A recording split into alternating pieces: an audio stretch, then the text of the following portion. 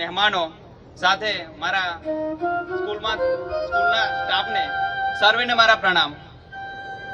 બોલવું તો ઘણું બધું છે પણ શું બોલીએ, કેમ કે સમય એવો છે. સાંજે અમે અહીંયા આવતા હતા ત્યારે એક છોકરાએ મને કીધું કે કાલે કોઈ એવું બોલી જાય, ખુશીથી કોઈ એવું બોલી જાય તો માહોલ કઈ ગરમ થઈ જાય. તો મેં કીધું છોકરું બોલે એટલે આપણે તો કઈક વિચારમાં પડી જઈએ ને, કેમ કે એ ભગવાનનું રૂપ કહેવાય. ત્યારે છોકરા એવું કીધું મને કે આખો માહોલ ને દુઃખનો હશે એમ, એટલે કોઈ હસાવી જાય ને તો પણ ઘણું છે.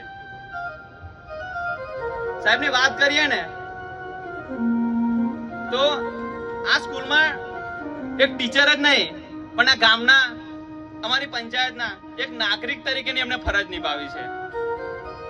આવું વ્યક્તિત્વ અમને મળવું, હવે કદાચ ભગવાનના ચરણોમાં પ્રાર્થના કરીએ તો આવું કઈક પાત્રઓ અમને મળે, કેમ કે આવું વ્યક્તિત્વ મળવું હવે મુશ્કેલ છે.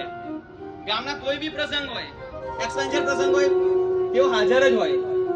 અમારા નાના બાળકને કોઈ બી સમસ્યા હોય ને તો પોતાનું બાળક છે